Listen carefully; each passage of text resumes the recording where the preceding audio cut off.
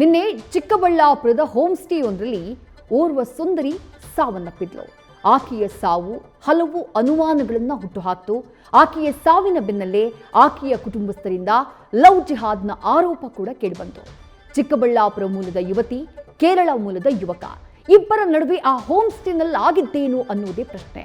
Home ಸ್ಟೇನಲ್ಲಿ ಅವರು ಬಂದು ಸೇರೋದಕ್ಕಿಂತ ಮುಂಚೆ ಹಲವು ತಿಂಗಳುಗಳ ಕಾಲ, ಹೆಚ್ಚು ಕಮ್ಮಿ ವರ್ಷಕ್ಕಿಂತಲೂ ಹೆಚ್ಚು ಸಮಯ ಅವರಿಬ್ಬರ ಮಧ್ಯೆ ಇದ್ದಂಥ ಒಡನಾಟ, ಅದಾದ ನಂತರ ಆಕೆ ಅನುಭವಿಸಿದಂತಹ ಸಂಕಷ್ಟ, ಆಕೆಯ ಕುಟುಂಬಸ್ಥರು ಅನುಭವಿಸಿದಂತಹ ಸಂಕಷ್ಟ ಒಂದೊಂದು ಕೂಡ ಇಂಚಿಂಚಾಗಿ ಇವತ್ತು ಬಯಲಾಗಿದೆ.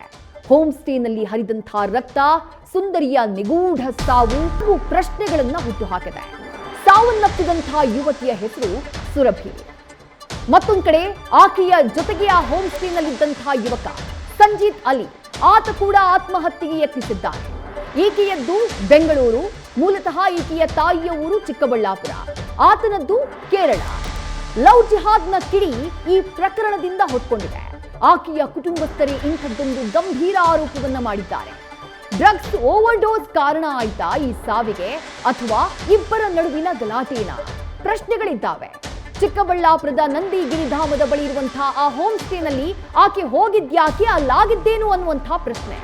ಪ್ರೀತಿ ಅಂತ ಕಾಡ್ತಾ ಇದ್ನ ಅಲ್ಲಿ ಮನೆಯವರು ಅಂಥದ್ದೊಂದು ಆರೋಪವನ್ನ ಮಾಡಿದ್ದಾರೆ. ಲವ್ ಜಿಹಾದ್ ಮಾಡುವುದಕ್ಕೆ ಯತ್ನಿಸಿದ್ನ?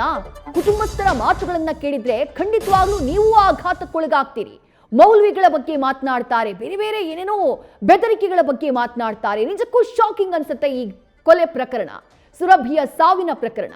ಸುರಭಿ ಪೋಷಕರಿಗೆ ಕರೆ ಬರ್ತಾ ಇದ್ದಿದ್ದು ಮೌಲ್ವಿಗಳಿಂದ ಅಂತ ಹೇಳಿ ಖುದ್ದು ಸುರಭಿ ತಾಯಿ ಹೇಳ್ಕೊಂಡಿದ್ದಾರೆ. ಹೀಗಾಗಿನೇ ಆತ ಸುರಭಿಯ ಪ್ರಿಯಕರನಾಗಿದ್ನ ಅಥವಾ ಕಾಡ್ತಿದ್ದಂತಹ ಪಾಗಲ್ ಪ್ರೇಮಿಯಾಗಿದ್ನ ಅನ್ನುವಂಥ ಪ್ರಶ್ನೆ. ಒಂದು ಸಾವು ಹಲವು ಅನುಮಾನಗಳನ್ನ ಹುಟ್ಟಿಸಿದೆ. ಸಾವಿನ ಅಸಲಿ ಸತ್ಯವೇನು? ಇದು ಉತ್ತರ ಸಿಗಬೇಕಾಗಿರುವಂತಹ ಪ್ರಶ್ನೆ. ಪೊಲೀಸರು ಪ್ರಕರಣಕ್ಕೆ ಸಂಬಂಧಪಟ್ಟ ಹಾಗೆ ತನಿಖೆಗೆ ಇಳಿದಿದ್ದಾರೆ. ಆರೋಪಿ ಸಂಜಿತ್ ಅಲಿಯ ಫೋಟೋನ ಗಮನಿಸ್ತಾ ಇದ್ದೀರಿ. ಮತ್ತೊಂದು ಕಡೆ ಸಾವನ್ನಪ್ಪಿದಂತಹ ಯುವತಿ ಸುರಭಿಯ ಫೋಟೋನ ನೋಡ್ತಾ ಇದ್ದೀರಿ. ಮತ್ತೊಂದು ಕಡೆ ನಿನ್ನೆ ಆ ಸಾವು ಸಂಭವಿಸಿದಂತಹ ಚಿಕ್ಕಬಳ್ಳಾಪುರದ ನಂದಿ ಗಿರಿಧಾಮದ ಬಳಿ ಇರುವಂತಹ ಹೋಮ್ ಸ್ಟೇ, ಆ ಹೋಮ್ ಸ್ಟೇಯ ರೂಮ್, ಇವರಿದ್ದಂತಹ ರೂಮ್, ಆ ರೂಮ್ನ ಫೋಟೋ ಗಮನಿಸ್ತಾ ಇದ್ದೀರಿ. ಬೆಡ್ ಮೇಲೆ ಸುರಭಿಯ ಮೃತದೇಹ ಇದೆ.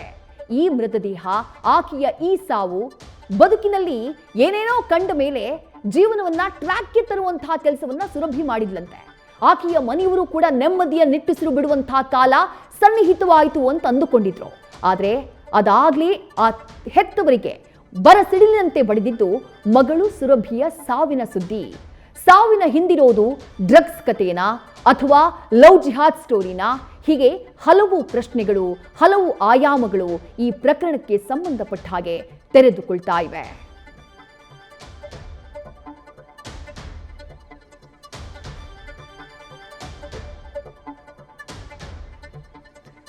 ಯುವತಿ ಸುರಭಿ ಸಾವಿಗೆ ಸಂಬಂಧಪಟ್ಟ ಹಾಗೆ ಎರಡು ಪ್ರಮುಖ ಆಯಾಮಗಳಲ್ಲಿ ಚರ್ಚೆಯಾಗ್ತಾ ಇದೆ. ಆ ಆಯಾಮಗಳಿಗೇನೇನು? ಮೊದಲ ಆಯಾಮ, ಸುಲ್ತಾನ್ಪೇಟೆಯಲ್ಲಿ, ಬೆಂಗಳೂರಿನ ಸುಲ್ತಾನ್ಪೇಟೆಯಲ್ಲಿ ಸುರಭಿ ತನ್ನ ತಾಯಿ ಜೊತೆ ವಾಸ ಇದ್ಲು. ವೃತ್ತಿಯಲ್ಲಿ ಫಿಸಿಯೋಥೆರಪಿಸ್ಟ್ ಆಗಿದ್ಲು. ಫಿಸಿಯೋಥೆರಪಿಸ್ಟ್ ಆಗಿ ಕೆಲಸ ಮಾಡ್ತಾ ಇದ್ಲು ಸಾಯಿ ಸುರಭಿ. ಈಕೆ ಕೆಲಸ ಮಾಡ್ತಾ ಇದ್ದಂತಹ ಕಂಪನಿಯಲ್ಲಿ ಈ ಸಂಜೀತ್ ಅಲಿ ಕ್ಯಾಬ್ ಡ್ರೈವರ್ ಆಗಿದ್ದಂತೆ. ಕಾರಲ್ಲಿ ಹೋಗಿ ಬರ್ತಾ ಸುರಭಿಯ ಹಾಗೆ ಸಂಜಿತ್ ಅಲಿಯ ನಡುವೆ ಪ್ರೇಮಾಂಕುರವಾಗಿತ್ತು ಅನ್ನೋದು ಸದ್ಯಕ್ಕೆ ಲಭ್ಯವಾಗ್ತಾ ಇರುವಂತಹ ಮಾಹಿತಿ. ಇಬ್ರು ಸಲುಗೆಯಿಂದ ಜೊತೆಗೆ ಸುತ್ತಾಡಿದ್ದಾರೆ. ಆ ನಂತರ ಏಕಾಏಕಿ ಮನೆ ಬಿಟ್ಟು ಹೋಗಿದ್ರಂತೆ. ಈ ಕೇಸ್ನಲ್ಲಿ ಸುರಭಿಯ ಮನೆಯವರು ಮಿಸ್ಸಿಂಗ್ ಕಂಪ್ಲೇಂಟ್ನ ದಾಖಲು ಮಾಡಿದ್ರು. ಅದಾದ ನಂತರ ಪ್ರೇಮಿಗಳ ಮಧ್ಯೆನೇ ಯಾವುದೋ ವಿಚಾರ ಗಲಾಟೆಯಾಗತ್ತೆ. ಅದಾದ ನಂತರ ಇಬ್ರು ಕೂಡ ದೂರ ಆಗ್ಬಿಡ್ತಾರೆ. ಖುದ್ದು ಸುರಭಿ ಸಂಜಿತ್ ಅಲಿಯ ವಿರುದ್ಧ ಪೊಲೀಸ್ ಸ್ಟೇಷನ್ ನಲ್ಲಿ ಕಂಪ್ಲೇಂಟ್ ಕೂಡ ದಾಖಲು ಮಾಡಿದ್ಲಂತೆ. ಬನಶಂಕರಿ ಪೊಲೀಸ್ ಸ್ಟೇಷನ್ ನಲ್ಲಿ ಕಂಪ್ಲೇಂಟ್ ದಾಖಲಾಗಿತ್ತು. ಆ ಕಂಪ್ಲೇಂಟ್ ಆದ ಬಳಿಕ ಇಬ್ರು ಕೂಡ ಬ್ರೇಕಪ್ ಮಾಡಿಕೊಂಡು ದೂರ ಆಗಿದ್ರು ಅನ್ನುವಂಥ ಮಾಹಿತಿ ಇದೆ. ಸುರಭಿ ಸಂಜಿತ್ ಅಲಿಯಿಂದ ದೂರ ಆಗಿದ್ಲು. ಆದ್ರೆ ಈಗ ಸುಮಾರು 6 ತಿಂಗಳಾಯ್ತು ಇದೆಲ್ಲ ಆಗಿ. ನಿನ್ನೆ ಚಿಕ್ಕಬಳ್ಳಾಪುರದ ಹೋಮ್ ಸ್ಟೇಗೆ ಆಕೆಯನ್ನ ಕರೆಸಿಕೊಂಡಂತಹ ಸಂಜಿತ್ ಅಲಿ ಅಲ್ಲಿ ಆಕೆಗೆ ಡ್ರಗ್ಸ್ ಕೊಟ್ಟು ಆಕೆಯ ಜೀವವನ್ನ ತೆಗೆದಿದ್ದಾನೆ, ಆಕೆಯನ್ನ ಕೊಲೆ ಮಾಡಿದ್ದಾನೆ ಅನ್ನುವಂಥ ಅನುಮಾನ ಮೂಡಿದೆ. ಪೊಲೀಸರು ಈ ಆಯಾಮದಲ್ಲಿ ಸದ್ಯ ಪ್ರಕರಣಕ್ಕೆ ಸಂಬಂಧಪಟ್ಟ ಹಾಗೆ ತನಿಖೆಯನ್ನ ಮಾಡ್ತಿದ್ದಾರೆ. ಪ್ರಕರಣಕ್ಕೆ ಸಂಬಂಧಪಟ್ಟ ಹಾಗೆ ಮತ್ತೂ ಒಂದು ಆಯಾಮ ಇದೆ. ಇದು ಬಹಳ ಗಂಭೀರವಾದಂತಹ ಆರೋಪ. ಲವ್ ಜಿಹಾದ್ನ ಆರೋಪವನ್ನ ಮಾಡಲಾಗ್ತಾ ಇದೆ. ಸುರಭಿಯ ಪೋಷಕರು ಈ ಆರೋಪವನ್ನ ಮಾಡಿದ್ದಾರೆ. ಇದು ಕಂಪ್ಲೀಟ್ಲಿ ಲವ್ ಜಿಹಾದ್ ಅನ್ನೋದು ಸುರಭಿಯ ತಾಯಿ ಆಕೆಯ ದೊಡ್ಡಮ್ಮ ಮಾಡ್ತಾ ಇರುವಂತಹ ಆರೋಪ. ಯಾಕಂದ್ರೆ ಪ್ರೀತಿಸ್ತಾ ಇದ್ದೀನಿ ಅಂತ ಹೇಳ್ತಾ ಇದ್ದಂತಹ ಸಂಜಿತ್ ಅಲಿ ನಿತ್ಯವೂ ಸಾಯಿ ಸುರಭಿಗೆ ಕಾಡಿಸ್ತಾ ಇದ್ನಂತೆ, ಕಾಟ ಕೊಡ್ತಾ ಇದ್ನಂತೆ. ಸಂಜಿತ್ ಅಲಿಯ ಕಾಟವನ್ನ ತಾಳೋಕಾಗದೆ ಸಾಯಿ ಸುರಭಿ ಬೇಸತ್ತು ಹೋಗಿದ್ಲು ಅನ್ನೋದು ಆಕೆಯ ತಾಯಿ ಹೇಳುವಂತ ಮಾತು. ಏನ್ ಹೇಳ್ತಾ ಇದ್ಲು ಸುರಭಿ?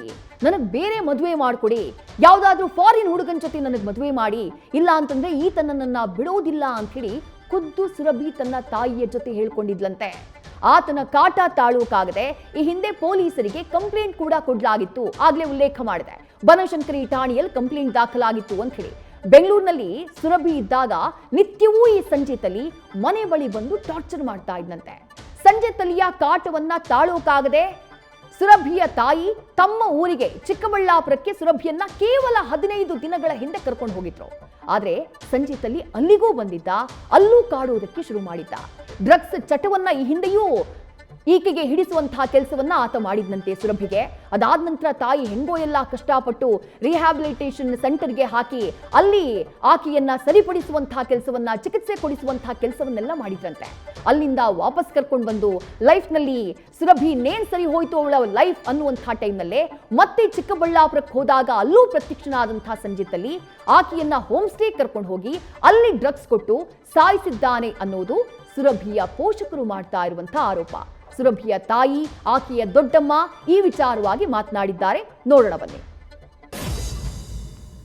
ತುಂಬಾ ಕಷ್ಟಪಟ್ಟೆ ಸರ್, ತುಂಬಾ ಮನೆಗಳೆಲ್ಲ ಬೆಂಗಳೂರಲ್ಲಿ ರಕ್ಷಣೆ ಮಾಡಿದ್ವು, ಆಗ್ಲಿಲ್ಲ. ನನಗೆ ಎಲ್ಲೆಲ್ಲಿ ಇಟ್ರು ಬಂದಿದ್ದಾನೆ, ಬೆದರಿಸಿದ್ದಾನೆ, ನನ್ಗೂ ಹೆದರಿಕೆ ಎಲ್ಲ ಕೊಟ್ಟು ಫೋನ್ಗಳು ಮಾಡಿಸಿದ್ದಾನೆ, ಯಾರೋ ಮೌಲಿಗಳಿಂದ ಎಲ್ಲ ಮಾಡಿಸಿದ್ದಾನೆ. ಸಾಯಿಸ್ತೀನಿ ನಿನ್ನನ್ನ, ನಿನ್ ಮಗಳ ರಕ್ಷಣೆ ಕೊಡ್ತಾ ಇದೀಯ ಅಲ್ವಾ, ನಿನ್ನ ಸಾಯಿಸ್ಬಿಡ್ತೀನಿ ಅಂದಾಗ ಹಿಂದೆ ಅವಳೇನೋ ಅಂದಿದ್ದಕ್ಕೆ ಅವಳನ್ನೂ ಹೊಡೆದು ಮಾಡಿ ಕೇಸ್ ಎಲ್ಲ ಆಗಿ FIR ಅವಳೇ ಕೊಟ್ಟಿದ್ದಾಳೆ ಸರ್. ಅವನ ಮೇಲೆ ಕಂಪ್ಲೀಟ್ ಎದುರಿಸಿದಾನೆ. ನಿನ್ನನ್ನು ತಗೊಂಡೋಗಿ ಅಲ್ಲಿ ಸರ್ವೆಂಟ್ ತರ ನೋಡ್ಕೊಳ್ತೀನಿ. ನನ್ನ ಹತ್ರ ಹೇಳಿದ್ಲು, ಅಮ್ಮ ನನ್ಗೆ ಯಾರನ್ನಾದ್ರೂ ನೋಡಿ ಮದುವೆ ಮಾಡ್ಬಿಡಮ್ಮ, ಫಾರಿನ್ ಕಡೆ ಅಂದ್ಲು. ಫಾರಿನ್ ಹುಡುಗನ್ನೇ ನೋಡಿದೆ, ನನ್ನ ಇಲ್ಲಿ ಇಟ್ಕೊಳ್ಬೇಡಮ್ಮ ಅವ್ನು ಸಾಯಿಸ್ಬಿಡ್ತಾನೆ ಅಂತ ಹೇಳಿದ್ಲು. ಎಲ್ಲ ಮಾಡಿದೆ, ಆಗ್ಲಿಲ್ಲ ಸರ್. ಒಂದು ಹುಡುಗನೂ ಸೆಟ್ ಆಯ್ತು. ಏನ್ ಅನ್ಯಾಯ ಸರ್ ಇದು. ಇವಾಗ ನನ್ನ ಮಗಳು ವಾಪಸ್ ಬರ್ತಾಳ ಸರ್, ನನ್ನ ಮಗಳು ಬರ್ತಾಳ ಸರ್.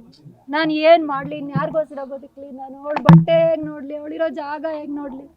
ನಾನು ಸಾಯ್ಬೇಕು, ಸಾಯೋದೊಳಗಡೆ. ನಿನ್ನೆ ಸಂಜೆ ಫೋನ್ ಮಾಡಿದ್ರ, ನಿಮಗೆ ಫೋನ್ ಮಾತಾಡಿದ್ರ? ಹೌದು ಅಮ್ಮ ಬನ್ನಿ ಸಮಾಧಾನ ಮಾಡ್ಕೊಳ್ಳಿ ಸ್ವಲ್ಪ. ಈಗ ಅಮ್ಮ ನಾನು ಬಂದ್ಬಿಡ್ತೀನಮ್ಮ ಅಂತ ಹೇಳಿದ್ಲು. ಬಂದ್ಬಿಡಮ್ಮ ಅಂತಂದೆ. ಇಲ್ಲಮ್ಮ ಸತ್ಸಂಗ ನಡೀತಾ ಇದೆಯಮ್ಮ, ಎಲ್ಲ ಚೆನ್ನಾಗಿದೆ, ಕೇಳಿಸ್ಕೊಳ್ತಾ ಇದ್ದೀನಿ ಅಂದ್ಲು. ಆದ್ರೂ ಯಾಕೋ ವಾಯ್ಸು ಶೇಕ್ ಆಗ್ತಾ ಇತ್ತು. ಅವನು ಅವಳ ಹತ್ರ ಹೇಳಿಸಿದಾನೆ ಅನ್ಸುತ್ತೆ, ಬಲಾತ್ಕಾರವಾಗಿ ಕರ್ಕೊಂಡು ಹೋಗಿದ್ದಾನೆ ಸರ್. ಆವಾಗ ನನಗೆ ಡೌಟ್ ಬಂದ್ಬಿಡ್ತು, ಸುರಭಿ ಎಲ್ಲಿದೆಯಾ ಅಂದರೆ ಫೋನು ಕಂಪ್ಲೀಟ್ ಇದಾಯಿತು. ಅವನೊಳಗೆ ಡ್ರಿಂಕ್ಸು ಎಲ್ಲ ಮಾಡಿಸಿ ಏನೋ ಕೊಡಿಸಿ ಸಾಯಿಸಿದ್ದಾನೆ ಸರ್ ಅವನು.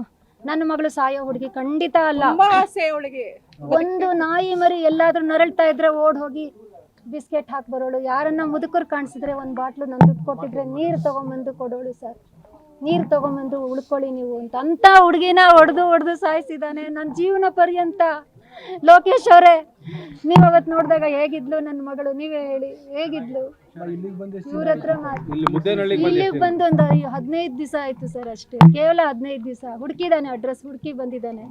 ನಾನು ನಮ್ಮೂರು, ನಮ್ಮ ಜಾಗ ಸೇಫ್ ಆಗಿರ್ತೀವಿ ಅಂತ ಹೇಳಿ ಕರ್ಕೊಂಡ್ಬಂದೆ ಸರ್. ಇಲ್ಲೂ ಬಿಡ್ಲಿಲ್ಲ. ಬೆಂಗಳೂರು ಮನೆ ಬಿಟ್ಟು ಬಂದೆ ಇಲ್ಲಿಗೆ. ಬೆಂಗಳೂರಲ್ಲಿ ಇವ್ರು ನಮ್ಮ ನೇಬರು, ನಮ್ಮ ಕಾರ್ಪೊರೇಟರ್ ಎಲ್ಲ ಹೆಲ್ಪ್ ಮಾಡಿದ್ರು. ಹೊರಟೋಗಿ ಅಮ್ಮ ಸ್ವಲ್ಪ ದೂರ ಎಲ್ಲಾದ್ರು ಅವ್ನಿಗೇನಾದ್ರು ಒಂದು ಮಾಡೋಣ ಅಂತಂದ್ರು. ಮನೆ ಹತ್ರ ಬಂದು ಕಿರುಕುಳ ಆ ಥರದ್ದು ಮಾಡಿದಾನೆ, ಕರ್ಕೊಂಡು ಹೋಗಿದ್ದಾನೆ, ಹೊಡೆದು ಬಡ್ದು ಎಲ್ಲ ಮಾಡಿದಾನೆ. ಅವಳು ತುಂಬಾ ಭಯದಲ್ಲೇ ಬದುಕ್ತಾ ಇದ್ಲು ಸರ್, ತುಂಬಾ ಭಯದಲ್ಲಿ ಬದುಕ್ತಾ ಇದ್ಲು. ಗೊತ್ತಿಲ್ಲ, ಕರ್ಕೊಂಡು ಹೋಗೋದು, ಎಲ್ಲೋ ಕುಡಿಸ್ಕೊಳ್ಳೋದು, ಹೆದರ್ಸೋದು, ಬಲವಂತವಾಗಿ ಕುಡಿಸೋದು, ಅಡಿಕ್ಷನ್ಗೆ ಪ್ರಯತ್ನ ಪಟ್ಟಿದ್ದಾನೆ. ಆಮೇಲೆ ನಾನು ಅವಳನ್ನ ಕರ್ಕೊಂಡ್ ಬಂದ್ಮೇಲೆ ಸರಿ ಹೋಗ್ದವಳನ್ನ ತಿರ್ಗಾ ಈ ತರ ಮಾಡಿದಾನೆ. ಅದು ರಿಹ್ಯಾಬ್ ಅಂತಲ್ಲ, ಸೇಫ್ಟಿಗೋಸ್ಕರ. ಟ್ರೀಟ್ಮೆಂಟ್ ಇಲ್ಲ, ರಕ್ಷಣೆಯಾಗಿ ನೋಡ್ಕೊಂಡಿದ್ದೆ. ಅಲ್ಲಿಗೂ ಫೋನ್ ಮಾಡಿ ಅವ್ರಿಗೆಲ್ಲ ಥ್ರೆಟನ್ ಮಾಡಿದ್ದಾನೆ, ಇದಾಳ ಇಲ್ಲಿ ಅಂತ. ಅವ್ರು ಇಲ್ಲ ಅಂತ ಹೇಳಿದ್ದಾರೆ. ಅದನ್ನೆಲ್ಲ ಹೇಗೋ ಮಾಡಿ ಅವ್ರದ್ದು ಫೋನ್ ನಾನು ಟ್ರೇಸ್ ಮಾಡಿನೋ ಯಾವ ತರ ಮಾಡಿದಾನೋ ಗೊತ್ತಿಲ್ಲ ಸರ್. ಒಂದು ದೊಡ್ಡ ಜಾಲ ಸರ್. ನನ್ಗೆ ಎಲ್ಲೆಲ್ಲಿಂದನೋ ಮೌಲಿಗಳಿಂದ ಎಲ್ಲ ಫೋನ್ ಹೆದರ್ಸೋದು. ನನಗೆ ನಿಮ್ಮನ್ನ ಮುಗಿಸ್ತೀವಿ, ಅಷ್ಟು ನಿಮ್ಮನ್ನ ಮುಗಿಸ್ತೀವಿ, ಆಮೇಲೆ ಅವಳನ್ನ ತಗೊಳ್ತೀವಿ ನಮ್ಮ ವಶಕ್ಕೆ. ಇದೆಲ್ಲ ಒಂದು ಹೆಚ್ಚು ಕಡಿಮೆ ಒಂದು 6-7 ವರ್ಷದಿಂದ ನಡೀತಾ ಇದೆ ಸರ್. ಹೌದು, ನನಗೂ ಬರ್ತಾ ಇದೆ. ಗೊತ್ತಿಲ್ಲ ಸರ್, ಯಾಕೆ ಅಂದ್ರೆ ಅವಳು ಒಂದೊಂದ್ಸರಿ ಲೇಟ್ ಆದಾಗ ಕ್ಯಾಬ್ ಮಾಡ್ಕೊಂಡು ಹೋಗೋಳು ನಾಗರಬಾವಿಗೆ, ದೂರ ಅಂತ ಹೇಳಿ. ಆವಾಗ ಇವನು ಕ್ಯಾಬಲ್ಲಿ ಪರಿಚಯ ಆಗಿದ್ದಾನೆ. ನನಗಿನ್ನೇನು ಗೊತ್ತಿಲ್ಲ. ಇದು ಯಾವ ಥರ ಮಾಡಿದ್ದಾನೆ ಅನ್ನೋದು ಅಂತೂ ಅವಳು ಬೈದಲ್ಲೇ ಬದುಕ್ತಾ ಇದ್ಲು ಸರ್, ಬೈದಲ್ಲೇ ಬದುಕ್ತಾ ಇದ್ಲು. ಎಷ್ಟೋ ಸಮಯ ನಂಗೆ ಹೇಳಿದ್ದಾಳೆ, ಬೆಂಗಳೂರು ಹುಡುಗರು ಯಾರು ಬೇಡಮ್ಮ, ನನ್ನನ್ನು ಬಿಡಲ್ಲ ಇವನು, ನನ್ನನ್ನು ದೂರ ಎಲ್ಲಾದರೂ ಫಾರಿನ್ ಕಡೆ ಕೊಟ್ಬಿಡು. ಅದಕ್ಕೋಸ್ಕರನೇ ನೋಡಿದೆ ಸರ್, ಎಲ್ಲ ಮೆಟ್ರಿಮೋನಿಯಲ್ಲೆಲ್ಲ ಬುಕ್ ಮಾಡಿಸ್ತೀವಿ. ತುಂಬ ಸುಂದರವಾದ ಹುಡುಗಿ, ಎಲ್ಲ ಆ ಕಡೆಯಿಂದ ಫೋನ್ಗಳು ನಾವು ಮಾಡ್ಕೊಳ್ತೀವಿ. ಅಷ್ಟೊಂದು ಭಯ ಬೀಳೋಕೆ ಕಾರಣ ಏನು ಮೇಡಮ್? ಹೆದರ್ಸೋದು, ನಿನ್ನನ್ನು ಮುಗಿಸ್ತೀನಿ, ಆಮೇಲೆ ನಿಮ್ಮ ಅಮ್ಮನ ಮುಗಿಸ್ತೀನಿ, ನೀನು ನನ್ನ ಜೊತೆಯಲ್ಲಿ ಇರಬೇಕು, ನನ್ನವಳು ಆಗ್ಬೇಕು, ನೀನು ಮದುವೆ ಮಾಡ್ಕೊಂಡು ನನ್ನ ಮದುವೆ ಮಾಡ್ಕೊಳ್ಳಲ್ಲ ಅಂದಿದ್ದಕ್ಕೆ ಲಾಸ್ಟ್ ಟೈಮ್ ಗಲಾಟೆ ಮಾಡಿ ಹೊಡೆದು ಬಡ್ದು ಕರ್ಕೊಂಡೇ ಹೊಟ್ಟೋಗಿದ್ದ. ಉಪಾಯ ಮಾಡಿ ಕರ್ಕೊಂಬಂದ್ವಿ. ನಿಮ್ಮ ಮಗಳ ಪರಿಚಯ ಆಗ್ಯಾವ? ಗೊತ್ತಿಲ್ಲ ಸರ್, ನನ್ನನ್ನು ಬಿಟ್ಬಿಡಿ ಸರ್, ಇನ್ನಾಗೋದಿಲ್ಲ, ದಯವಿಟ್ಟು ನನ್ನ ಕೈಯಲ್ಲೇ ಆಗಬೇಕು ಸರ್, ನಾನೇ ಕೊಡಬೇಕು, ಇಲ್ಲ ಅಂದರೆ ನಾನು ಸತ್ತು ಹೋಗ್ಬಿಡ್ತೀನಿ. ನನ್ನ ಶಾಪ ಅವನಿಗೆ ತಟ್ಟದೇ ಇರಲ್ಲ, ನನ್ನ ಬ್ರಾಹ್ಮಣರು, ನನ್ನ ಹೆಣ್ಣುಡುಗಿ ಶಾಪ, ನನ್ನ ಶಾಪ ಅವನಿಗೆ ತಟ್ಟೋದಿಲ್ಲ. ನೀವು ಅವಕಾಶ ಕೊಡಿ. ಹಿಂದೆನೂ ಸ್ಟೇಷನಲ್ಲಿ ಹೊಡೆದಿದ್ದೆ ಅವನ್ನ, ಇವಾಗ ನನಗೆ ಅವಕಾಶ ಕೊಡಿ. ಇನ್ಯಾವ ಹೆಣ್ಮಕ್ಳನ್ನೂ ಅವ್ನಿಗೆ ಮಾಡೋದು ಬೇಡ. ಇನ್ನು ವಾರ್ನ್ ಮಾಡಿದ್ರೆ ಆಗಲ್ಲ ಸರ್ ಅವನ್ನ. ಹೌದು, ಅವನ್ನ ಮುಗಿಸ್ಬೇಕು ಸರ್. ನೀವೆಲ್ಲ ಇದ್ರೆ, ಕಾನೂನು ಇದ್ರೆ ಈ ಸಮಾಜದಲ್ಲಿ, ಇಲ್ಲ ಅಂದ್ರೆ ನಾನು ಹುಚ್ಚಿಯಾಗಿ ಬೀದಿ ಅಲಿತೀನಿ, ಈ ತರ ಆಗಿದೆ ಅಂತ ಹೇಳಿ ನಾನು ಹುಚ್ಚಿ ಆಗ್ತೀನಿ. ಅನ್ಯಾಯ ಆಗೋದು ಗೋಪಿ, ಎಷ್ಟು ರಕ್ಷಣೆ ಮಾಡಿದ್ವಿ ಮನೆ. ದಿನಾ ಬರೋಣ, ಅಕ್ಕ ಹುಷಾರಾಗಿದ್ದಾಳ, ಸೇಫ್ ಆಗಿದ್ದಾಳ ಅಂತೇಳಿ ಅಷ್ಟು ಒಳ್ಳೆ ಹೆಸರು ತಗೊಂಡ್ಲು. ಇಲ್ಲಿ ಹಾಸ್ಪಿಟ್ಲಲ್ಲಿ ಚೆನ್ನಾಗಿ ಕೆಲಸ ಮಾಡ್ತಾಳೆ. ಅವರು ಇನ್ಫಾರ್ಮ್ ಮಾಡಿ, ನಮಗೆ ತಾಯಿಗೆ ಇನ್ಫಾರ್ಮ್ ಮಾಡಿ, ನೋಡಿ ಹುಡುಗಿನ ಹೀಗೆ ಮಾಡಿದ್ದಾರೆ, ನಾವೇ ಸೇಫ್ ಮಾಡಿದ್ದೀವಿ ಅಂತ ಹೇಳಿ ಕಳಿಸಿದ್ರು. ಆಮೇಲೆ ಅವಳು ಭಯ ಪಟ್ಕೊಂಡು ಅವಳನ್ನ 3 ದಿವಸ ಅದೆಲ್ಲೋ ಇಟ್ಕೊಂಡು ಬಿಟ್ಟಿದ್ದ. ಹೇಗೋ ಮಾಡಿ ಪೊಲೀಸ್ನವ್ರ ಹೆಲ್ಪ್ ತಗೊಂಡು ಅವಳನ್ನ ನಮ್ಮ ವಶಕ್ಕೆ ತಗೊಂಡು ಮತ್ತೆ ಅವಳನ್ನ ಇದಕ್ಕೆ ಕಳಿಸಿ ಏನೇನೋ ಮಾಡಿದ್ರು. ಆಮೇಲೆ ಒಂದು 7-8 ತಿಂಗಳು ಚೆನ್ನಾಗಿದ್ಲು, ರಿಹ್ಯಾಬ್ನಲ್ಲಿ ಎಲ್ಲ ಚೆನ್ನಾಗಿದ್ಲು, ಚೆನ್ನಾಗಾಗಿದೆ ಅಂತ ಗೊತ್ತಾಯಿತು. ಅವಳು ಓದಿದ್ದಾಳೆ ಚೆನ್ನಾಗಿ, ಫಿಸಿಯೋಥೆರಪಿ ಮಾಡಿದ್ದಾಳೆ, ಡಾಕ್ಟ್ರೇಟ್ ಬಂದಿದೆ ಅವಳಿಗೆ. ನಮ್ಮನೆಗೂ ಬಂದಿದ್ಲು, ದೊಡ್ಡಮ್ಮ ನಾನೆಲ್ಲ ಅವನು ಬಿಟ್ಟಿದ್ದೀನಿ, ಅವನ ಸಹವಾಸ ಇಲ್ಲ, ಒಳ್ಳೆ ಕೆಲಸಕ್ಕೆ ಸೇರ್ತೀನಿ, ನಾನು ಮನೆ ಕಟ್ಟಿಸ್ಕೊಡ್ತೀನಿ, ನಮ್ಮಮ್ಮನ ನೋಡ್ಕೊಳ್ತೀನಿ, ನಮ್ಮಮ್ಮನಿಗೆ ಯಾರೂ ಇಲ್ಲ ಅಂತ ಹೇಳ್ತಾ ಇರೋ ಹುಡುಗಿನ ತಿರ್ಗಾ ಅವಳನ್ನ ಅಟ್ಯಾಕ್ ಮಾಡಿ ಈ ಮಟ್ಟಕ್ಕೆ ತಂದಿಟ್ಟಿದ್ದಾನೆ ಸರ್. ಲೋಫರ್ ನನ್ನ ಮಗ ಸರ್. ಅವನಿಗೆ ಮರಣದಂಡನೆ ಮಾಡಬೇಕು ಸರ್. ನಮ್ಮ ಕಾನೂನಲ್ಲಿ ಇಂಡಿಯಾದಲ್ಲಿ ಸರಿ ಇಲ್ಲ. ಒಂದು ಹೆಣ್ಣು ಹುಡುಗಿ ಭವಿಷ್ಯನ ಹಾಳು ಮಾಡಿದ್ದಾನೆ. ಅವಳಿಗೆ ಯಾರೂ ಇಲ್ಲ, ಅವಳೊಬ್ಬಳೇ ಮಗಳು, ಸಿಂಗಲ್ ಪೇರೆಂಟ್ ಅವಳು. ನಾನು ಅವಳು ದೊಡ್ಡಮ್ಮ. ಮೋಸ. ಇದಕ್ಕೋಸ್ಕರನೇ ನಿಮ್ಮ ಅಮ್ಮನ ಸಾಯಿಸ್ತೀನಿ ಅಂತ ಹೇಳಿದ್ನಂತೆ. ಅವಳು ಅಟ್ಯಾಕ್ ಮಾಡಕ್ಕೆ ಹೋಗಿದ್ರೆ ಹೊಡೆದು ಬೈದು ಅವನಿಗೆ ಬೇಕಿತ್ತು. ಅವನಿಗೇನು ಅಂತಂದರೆ ದುಡ್ಡು ಬೇಕು. ಒಬ್ಬ ಬ್ರಾಹ್ಮಣರ ಹುಡುಗಿನ ತಗೊಂಡು ಹೋದರೆ ಅವರಿಗೆ ಎಷ್ಟೋ ದುಡ್ಡು ಸಿಕ್ಕುತ್ತೆ ಅಂತ ಮಾಡಿದ್ದಾನೆ ಅವನು. ಲವ್ ಜಿಹಾದ್ ಕೇಸ್ ಸರ್ ಇದು. ಬಲಾತ್ಕಾರವಾಗಿ ಅವನು ಮಾಡಿದ್ದಾನೆ. ಅವನಿಗೆ ಪರಿಚಯ ಅವಳು ಓದುವಾಗ ಅದು ಹೇಗೆ ಸಿಕ್ಕುತ್ತೆ? ನಾವು ತಾಯಿಗೇನು ಗೊತ್ತಾಗುತ್ತೆ? ಗೊತ್ತಿರುತ್ತಾ? ಕಾಲೇಜ್ಗೆ ಹೋಗ್ತಾ ಇದ್ಲು, ಬರ್ತಾ ಇದ್ಲು. ಯಾವಾಗ ಪರಿಚಯ ಆದ್ನೋ, ಯಾವಾಗ ಲಿಂಕ್ ಸಿಕ್ತೋ? ಅವಳು ನಮಗೆ ಗೊತ್ತಾಗಿದ್ದು 7 ತಿಂಗಳ ಹಿಂದೆ. ಆಮೇಲೆ ಅದನ್ನು ಬಿಡಿಸ್ಬಿಟ್ಟು ತಗೊಂಡೋಗಿ ರಿಹ್ಯಾಬ್ಗೆ ಹಾಕಿದ್ಲು. ರಿಹ್ಯಾಬ್ನಲ್ಲಿ ಅವನು ಜೈಲ್ ಥರ ಇಟ್ಟಿದ್ರು, ಅಲ್ಲೇನೂ ತೊಂದರೆ ಇರಲಿಲ್ಲ. ಆಮೇಲೆ ಅವರೇ ಹೇಳಿದರು ಕರ್ಕೊಂಡೋಗಿ, ಅವನು ಇನ್ನೇನು ಸಿಕ್ಕಲ್ಲ, ಸರಿ ಹೋಗ್ತಾಳೆ, ಅವಳ ಭವಿಷ್ಯನ ಯಾಕೆ ಇದು ಮಾಡ್ತೀರಾ, ಒಂದು ಕೆಲಸಕ್ಕೆ ಸೇರಿಸಿ ಅಂದರು. ಮುದ್ದೇನಹಳ್ಳಿನಲ್ಲಿ ಒಳ್ಳೆ ಕೆಲಸ, ಜವಾಬ್ದಾರಿಯುತ ಕೆಲಸ, ಒಳ್ಳೆ ಲೇಡಿ, ಟ್ಯಾಲೆಂಟ್ ಲೇಡಿ ಅವಳು. ಲಾಸ್ಟ್ ವೀಕ್ ನಮ್ಮನೆಗೆ ಬಂದಿದ್ಲು. ದೊಡ್ಡಮ್ಮ ನಾನು ಚೆನ್ನಾಗಿದ್ದೀನಿ, ಆಲ್ ರೈಟ್, ನಿಮಗೆ ಕಾಲು ನೋವು ಅಂತ ಇದ್ದೀರಾ, ಅದನ್ನು ನಾನು ಸರಿಪಡಿಸ್ತೀನಿ, ಒಂದು ಮನೆ ಮಾಡ್ತೀನಿ ನಮ್ಮಮ್ಮನಿಗೆ, 8 ತಿಂಗಳು ನಮ್ಮಮ್ಮನ ನೀವು ರಕ್ಷಣೆ ಮಾಡಿದ್ದೀರಾ ಅಂತೇಳಿ ತುಂಬ ಇದು ಮಾಡಿದ್ಲು ಸರ್. ಇವತ್ತಿನ ದಿವಸ ಅವಳ ಮುಖ ನಾನು ಹೇಗೆ ನೋಡಲಿ ಸರ್? ನನ್ನ ಮಗಳ ಮುಖನ, ನನ್ನ ದೊಡ್ಡಮ್ಮ ಸರ್. ಆ ತಾಯಿ ಹೇಗಿರಬೇಕು ಸರ್? ಇದಕ್ಕೆ ನ್ಯಾಯ ಇಲ್ವಾ? ನ್ಯಾಯ ಕೊಡಿಸಿ ಸರ್ ಎಲ್ಲ ಸೇರಿ ಅವಳಿಗೆ. ಯಾಕೆ ಕಳಿಸೋದ್ವಿ ಅಂತಂದರೆ, ಅವನು ಬಲಾತ್ಕಾರವಾಗಿ ಇನ್ನೇನು ಮಾಡ್ತಾನೋ, ಸೇಫಾಗಿ ಒಂದು ಕಡೆ ಇರಲಿ. ಅವಳೊಬ್ಬಳೇ ಇರೋದು ಮನೆಯಲ್ಲಿ, ಯಾರೂ ಇಲ್ಲ.